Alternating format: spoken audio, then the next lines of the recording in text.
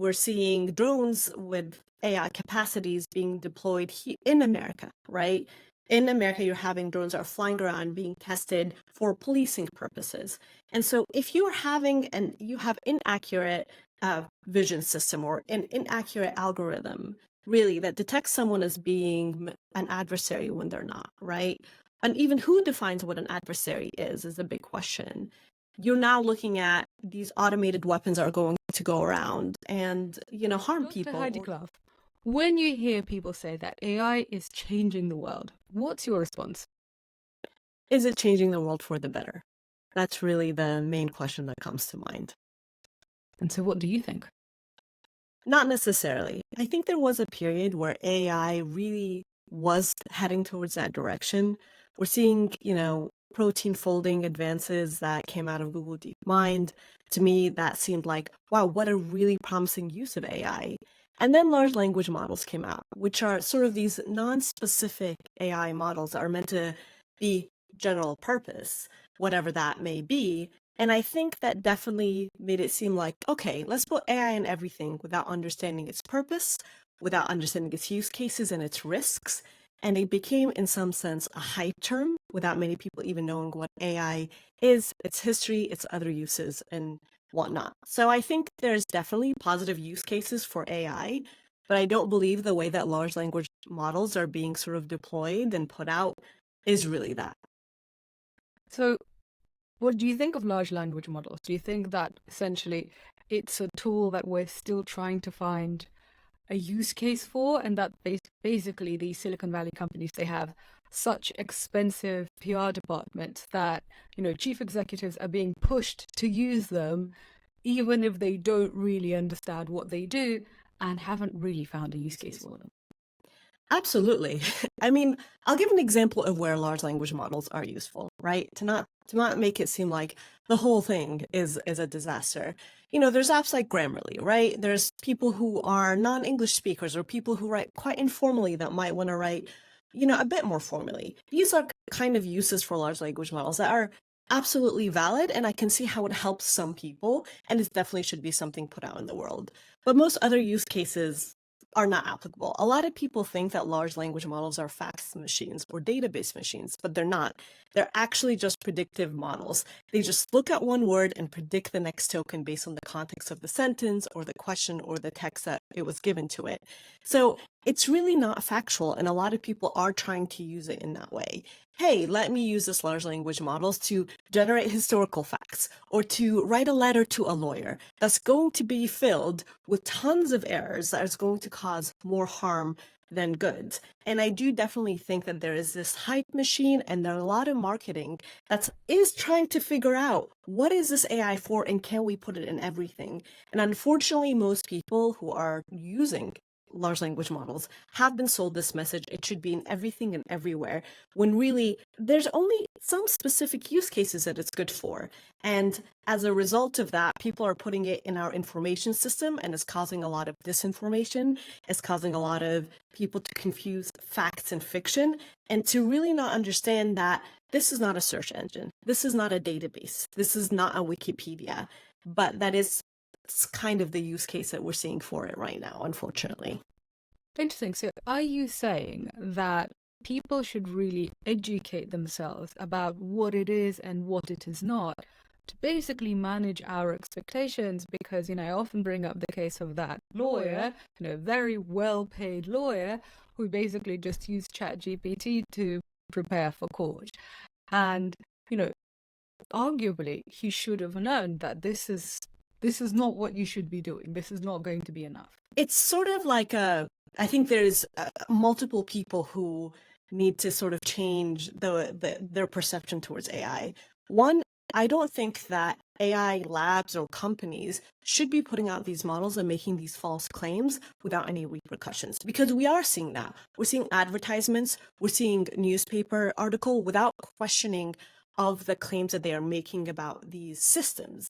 And again, I have not seen, except until recently, I think with the FTC, people saying you shouldn't be allowed to make these claims without being able to back them up. So that's one side of it. The other side of it is that whatever technology you're going to adapt, it's on you to prove that it is a right sort of use case for your product or your business model or for your personal work. And most people just watch these like relentless bombardment of advertisements, and they say, well, that must be true, without really understanding that AI has a lot of downsides that need to be understood before you can integrate well.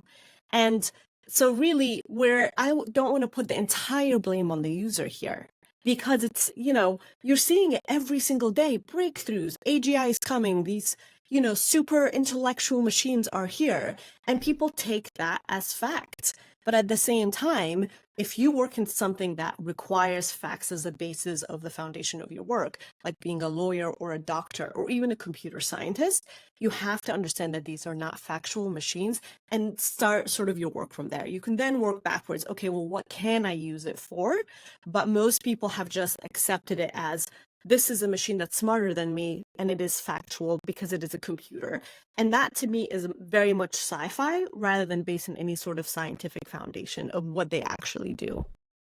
Well, before we get to the downsides, I really want to, well, first of all, express some sympathy for these chief executives who I think are under so much pressure from equity analysts who are often, equally uneducated about AI, because there is all of this hype. And, when they get asked, what's your AI strategy? Right now, no chief executive can say, we don't have an answer. We don't have a strategy. That is not possible in the world that we live in today. And also, recruiters are asking this. Everybody is kind of expected to have a view, and everybody is expected to understand how to use it. And so it's very difficult for those people to stand up in the face of hype. But I do think that we forget that actually there are very well capitalized players who are funding this, and they have very well capitalized PR departments. But equally, I don't want to say that AI is useless, because I use it in my company, but I use it for very specific use cases. So for example, we now have a tool that helps us make clips. So there'll be some clips of this interview that will go on social media, and AI does that. And generally the clips are pretty good. I mean, my assistant needs to do some editing, but generally they're pretty good. And that saves us a lot of time, because previously he had to do it manually. So that's definitely a use case, but it's a very, very narrow use case. It's not it's not kind of a general LLM. And I find that when you do give tasks to a general LLM, you have then to do quite a lot of work to basically make it usable. And that still stays signed. So often I open up ChatGPT when I'm sitting there in front of a blank piece of paper and I need to write something. I don't know, I need to write a podcast episode, and I just need to get started with my thinking. But it's definitely not something that I would ever pass off as my own, because, well, then nobody would listen. And so what would you say to those chief executives who are under pressure to say, when they get asked that question, what's your AI strategy? What are they supposed to say? I think really the best thing for them to do is to have a strategy where they understand the risks and use cases for AI. That's really a good starting point. I agree. You can't just say, well, we don't have a strategy. And actually, that's not really acceptable, not only because you're dismissing the people who are interested in and invest in your company, but also because you should be understanding the up and coming technology and always keeping an eye out if this is going to be useful for your business or not. So your AI strategy should be, we're having a look at AI, we're having a look at the use cases and risks, and then applying it across the business and seeing if there's an applicable use case for it, while understanding any sort of failures that could occur and what that could mean for our money, our employees, and so on. I think that is a good strategy to have about any up and coming technology. And it shows that you're educating yourself, right? You're looking where it can be applicable. But typically what we've seen is across all businesses, the AI sort of strategy is put it in everything. Right. Mm-hmm. And I think people believe that's the same thing as understanding the risks, understanding the use cases, and it's not. And so if you're sort of reluctant about putting it in your business, I think that is a good place to start, and to sort of show the investors or to show the C-suite that you are thinking about it and taking it seriously. Because you're right, there could be a use case where you're finding that it automates something that takes a lot of manual labor that doesn't really require factual accuracy, for example. The video is a really good example of that. I'll give a good example of where we use it, or where we think it could be useful to have AI in safety critical systems. You know, safety critical systems require a lot of Well, reliability could you and first tell us accuracy. what's a safety critical system?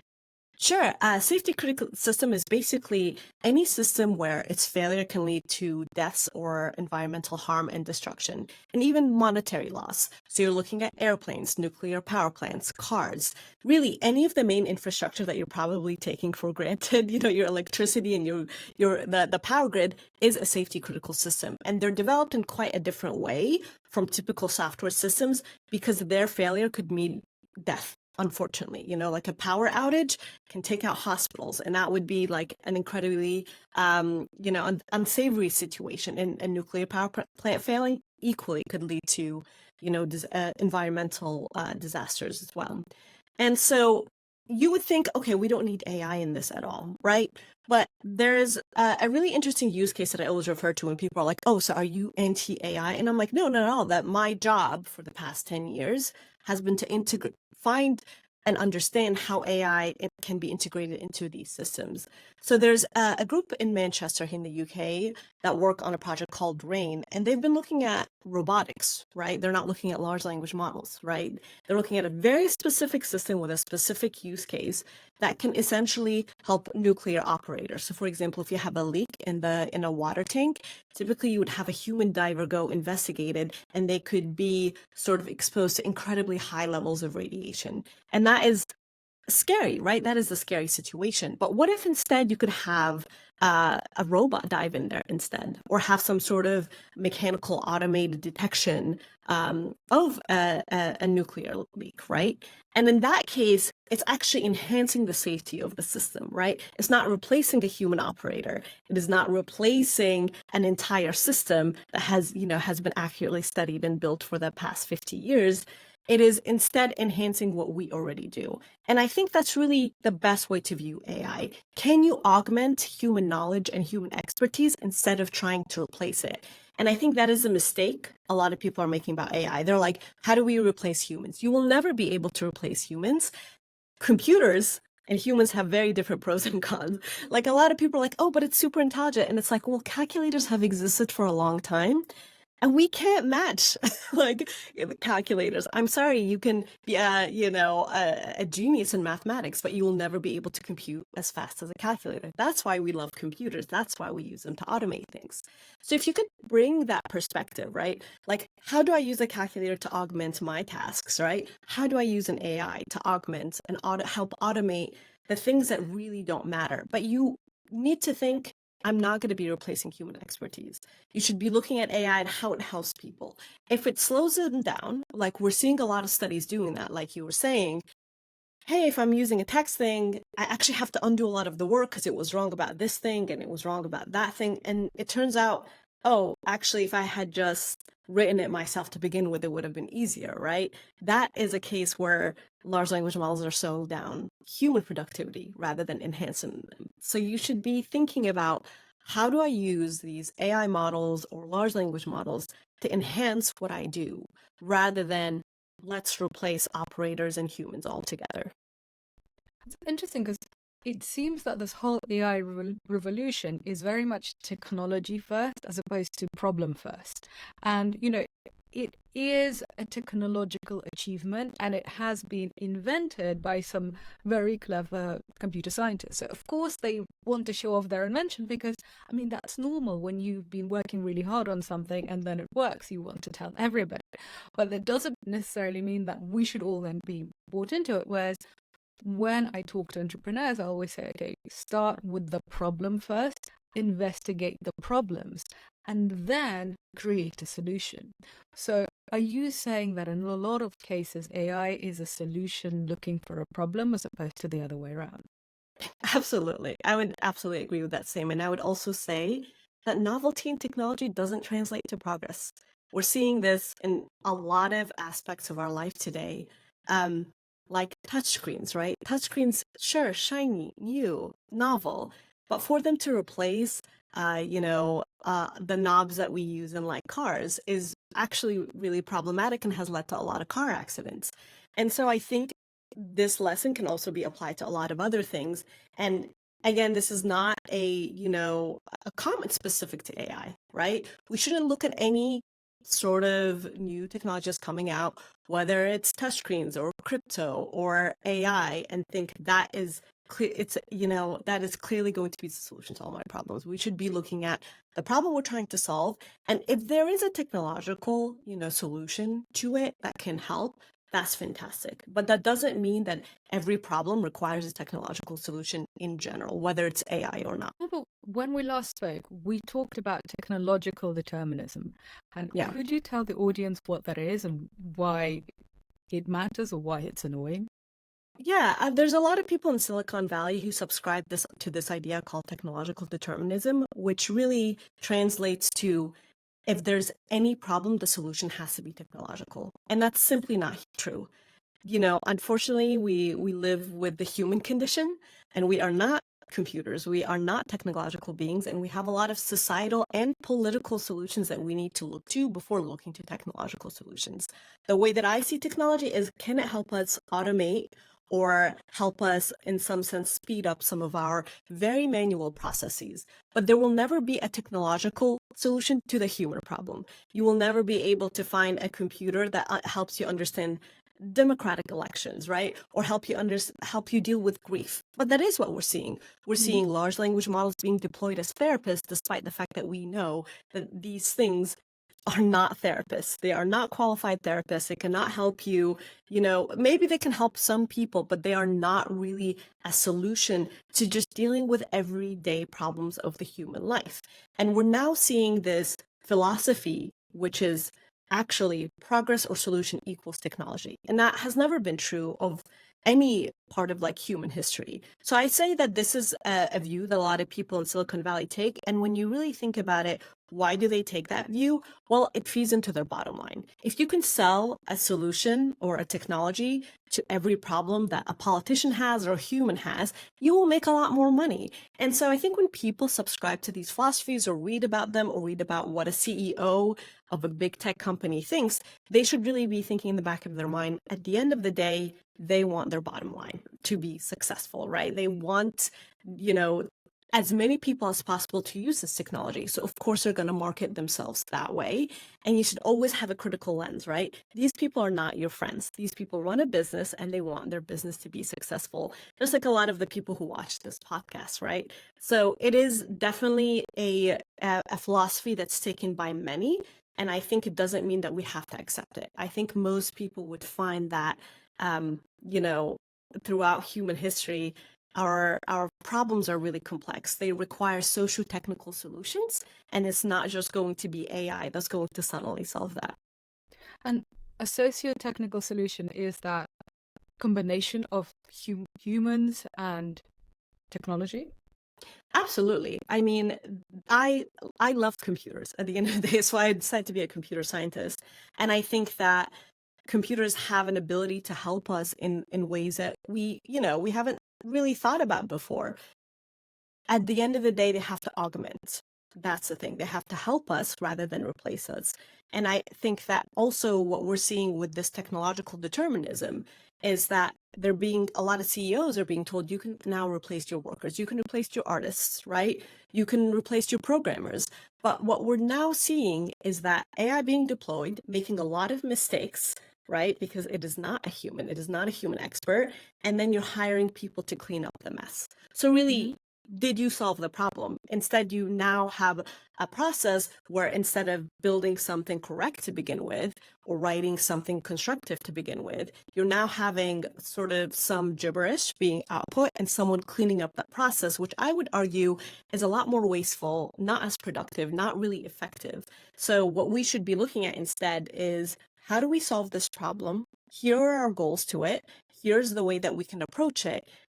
Can AI fit into any of these boxes? Can it help us automate the specific tasks rather than the solution end to end.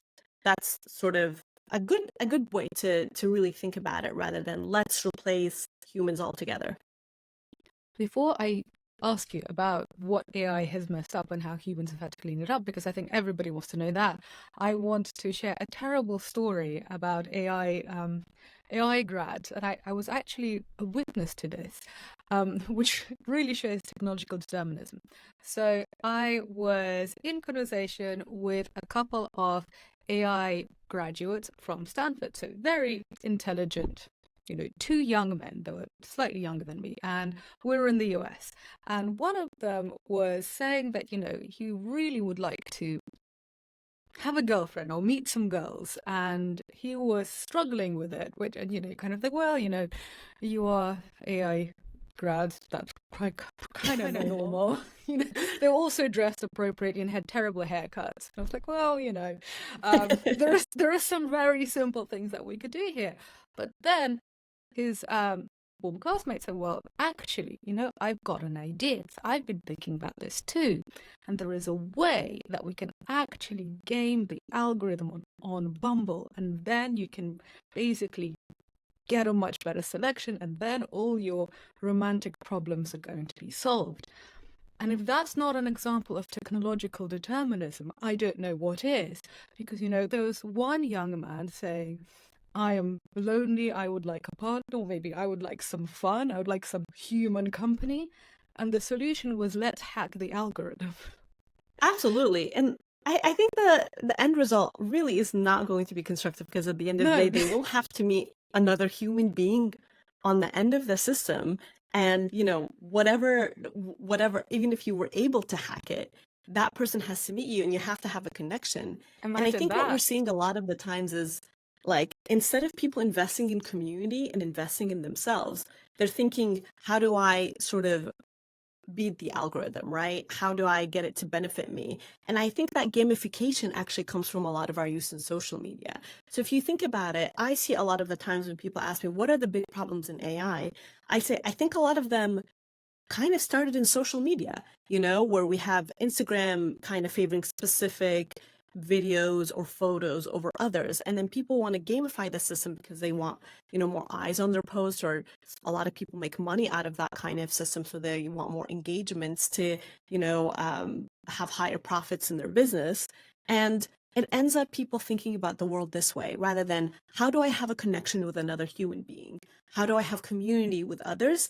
And technology really can't. I mean, yes, it would be great if there was a technological solution to the human condition, but unfortunately there isn't, right? At the end of the day, you can game the system, but you will have to meet this person face to face, right? That AI is not going to help you there. Interesting.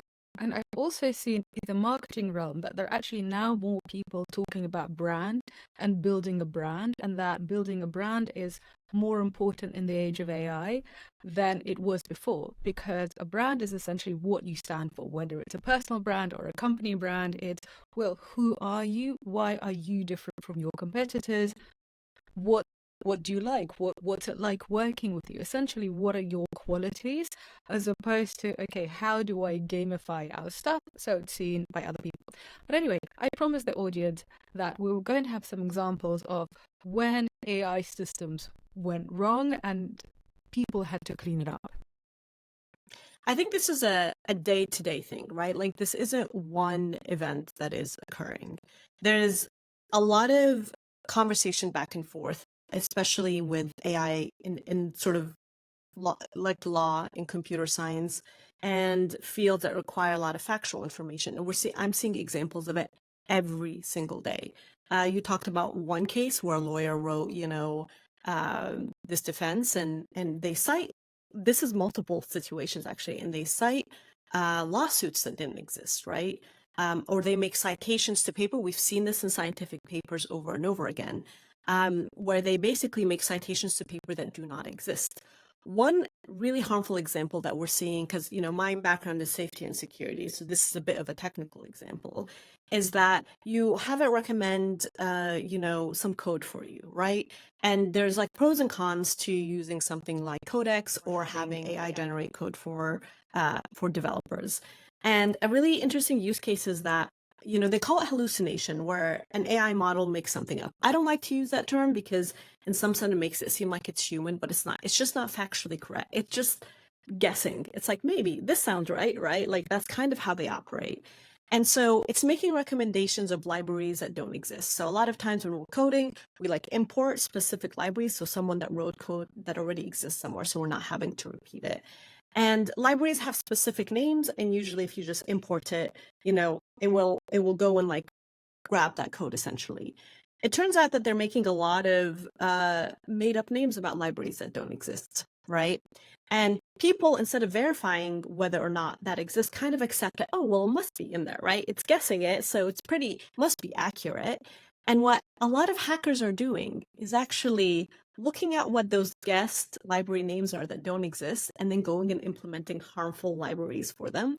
So that way it can essentially take over. And if you have a piece of code that's been deployed and it used a library that doesn't exist, and someone then managed to create that library and implement it on GitHub so that it sort of imported it instead, you're now having compromised code in your code base, and it can be easily hacked by someone. They basically put in what we call a backdoor, right? And so now you have code that you didn't realize was malicious, right? Because the large language models like hallucinated or really made up something that didn't exist. And we're seeing a lot of use cases of this daily. Like I'm constantly on my social media feeds seeing people making wrong citations that didn't exist, or worse, we've seen some impacts on people. Like we have seen like a large language model make recommendations about people or misquoting them, misquoting journalists, right? And so people are getting in trouble for something that they didn't say, and the journalists are now having to go and trying to figure out who's accountable for this. I didn't say that, and now I'm getting heat for it. Where did this rumor start? To only find that someone was using a large language model to like write an article of some sort, and it made up a quote for someone. And we're not just seeing this for journalists, we're seeing it for like regular people being misquoted on day to day. So it certainly makes you also question. It's not even just about technical facts, it's about what is reality and what isn't reality. And I think that is one of the biggest problems that we're seeing. And I have an even larger concern in that we're seeing the Department of Homeland Security, for example, in the US, trying to use large language models for our infrastructure, so our safety critical systems. And they're even talking about putting it in power grid. And so that hasn't happened yet, but they're working towards that. So what does it mean when a mistake happens there? What lives will be impacted? And so we're now getting into the territory where, sure, there's like a lot of issues with the disinformation that's like occurring. There's people who are being targeted for things that they didn't say. There's people whose code is being hacked for not understanding really, how these backdoor attacks are being implemented. And now we have it going into our safety critical infrastructure. If it's already failing in all these smaller use cases, what does it mean if it's being put into something like our power grid, right? So that's a really big concern that I also see, not just, about current use cases that occurred, but looking at the future as well. And so, what would be your point of view on safety critical systems? Is it let's not use these things at all, or is it let's use them but always with conjunction of experts, of human experts? For safety critical systems, you cannot use them at all because they don't even come close to meeting the expectation and specifications about accuracy and performance and safety integrity levels. It's like a whole thing how we measure these systems. And large language models aren't even like close. Your mobile phone has a better job of passing these safety standards than like large language models. So, but what we are seeing is something that you brought up earlier in the conversation, is that there's a lot of regulatory capture where a lot of these tech CEOs are able to go and talk to politicians and sell them something that doesn't exist, right? It's not accurate what they're marketing. But unfortunately, politicians and, whoever is in charge of implementing some of these technologies do not seem to understand. Again, we're back to the point of people not understanding what we call the failure modes and the risks that come out of using these systems. And we're seeing it every day, right? We're seeing, like, people don't know this, but AI can't do math. Like, your calculator does a better job of doing 1 + 1 = 2. AI can't do that. And every day there's examples of, hey, I try to get it to do some basic math, and it confidently answers with the wrong answer. It just tells you, no, I'm confident this is this. And people try to show, even if you try to reason correct with it, it doesn't budge. Because again, this is not a factual technology. It is a probabilistic technology. It guesses what the answer is, right? And so you can't have people guessing accurate numbers. You can't have people guessing, oh, I think a lawsuit exists. Maybe let's make it up, right? That's kind of the impact that we're seeing here.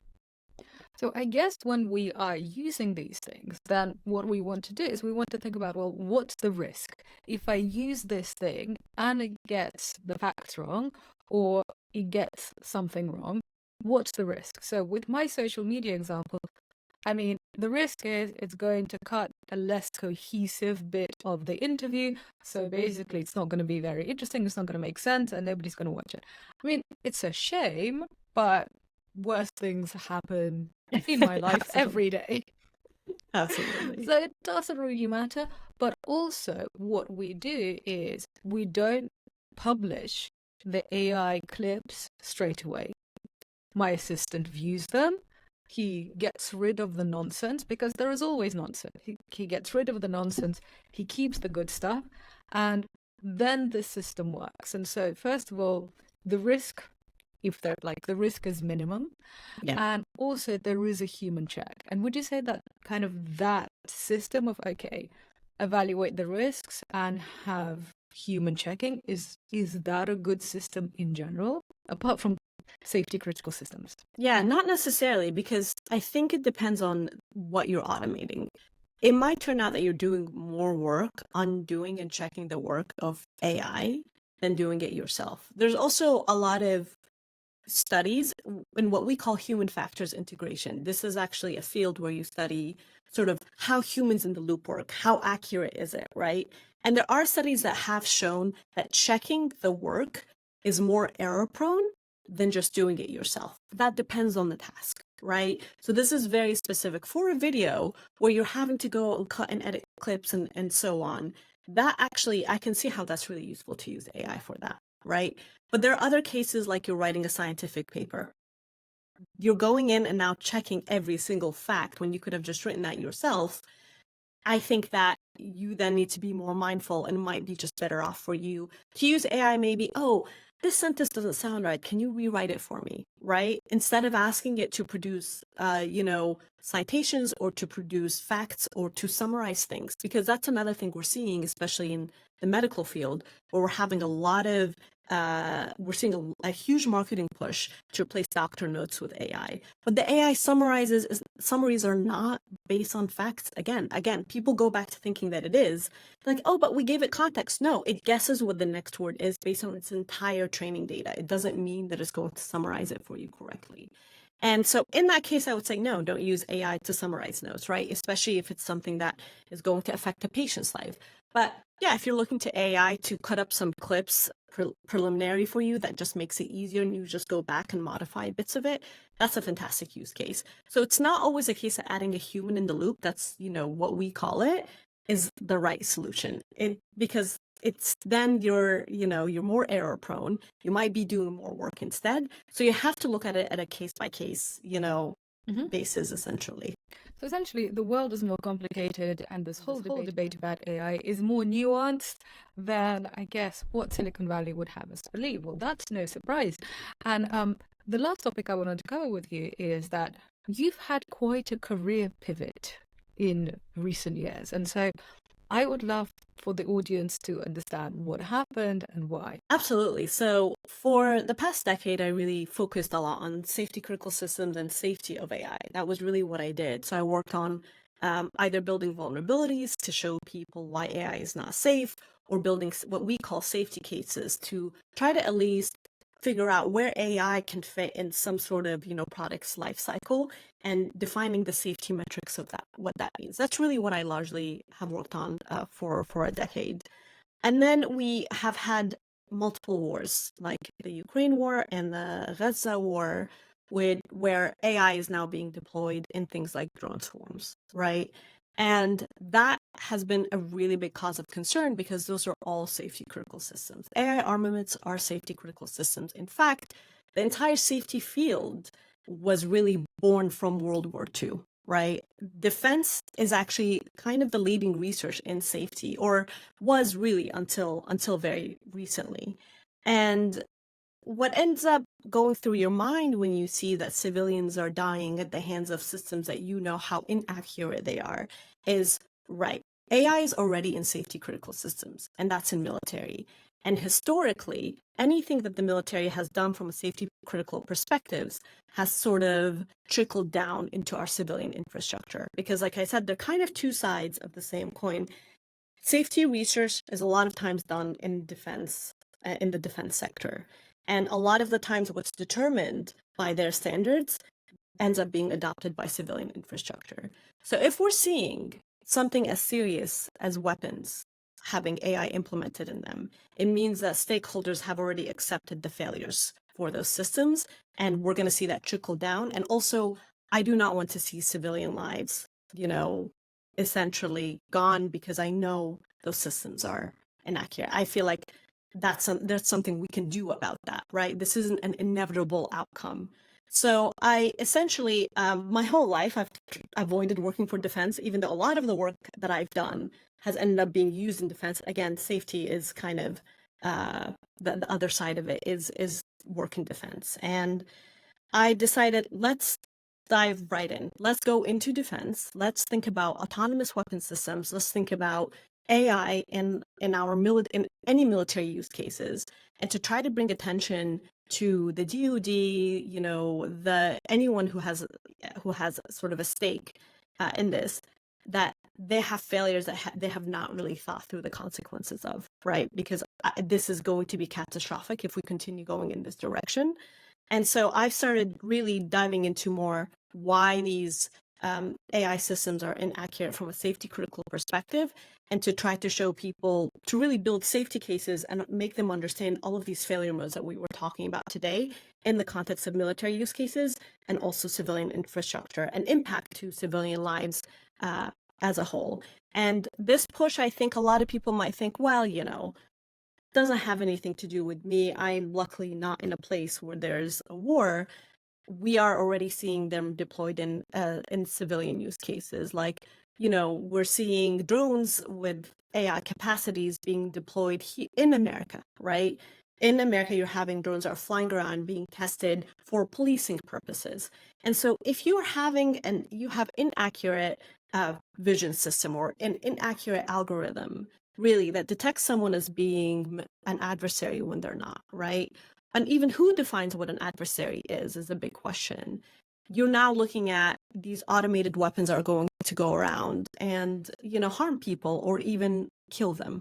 Even like there's a really big concern that these algorithms are going to make predeterminations about who's guilty and who is not, despite how much we know how like they're really inaccurate, right? We're not looking at like, oh, they're 99% accurate. We're looking at they're 50% accurate. It's a flip of a coin whether you live or die. So I've really moved my career towards, right, I've been fighting going into defense. I've been walking this fine line my whole life. It's now is the time that we're seeing it deployed. I think that means, okay, the floodgates have opened.